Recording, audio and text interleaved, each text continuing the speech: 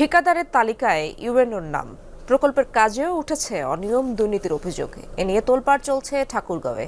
Union ভূমি office সংস্কার প্রকল্পের তালিকায় দেখা গেছে রানী সংকৈল ইউনিয়নের নাম, যদিও এটি কারিগরি ত্রুটি বলে দাবি বর্তমানে পীরগঞ্জে বদলি হওয়া রকিবুল হাসানের। তদন্ত করে দেখছে জেলা প্রশাসন। শ্রীলঙ্কা আবারও রপ্তানিতে শীর্ষে। তালিকাটি ঠাকুরগাঁয়ের ইউনিয়ন ভূমি অফিস সংস্কার ও বরাদ্দের পরিমাণের। আছে ঠিকাদারদের নাম, সেই তালিকায় মিলল একজন ইউনোর নামও।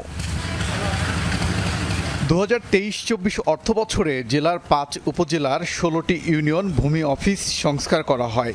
এর মধ্যে রানীশঙ্কলে রয়েছে 2টি, বরাদ্দ প্রায় 10 লাখ টাকা। টেন্ডারের মাধ্যমে ঠিকাদারদের দিয়ে এসব কাজ বাস্তবায়নের কথা। সেখানে রানীশঙ্কলের ইউনো রকিবুল হাসানের নাম থাকা নিয়ে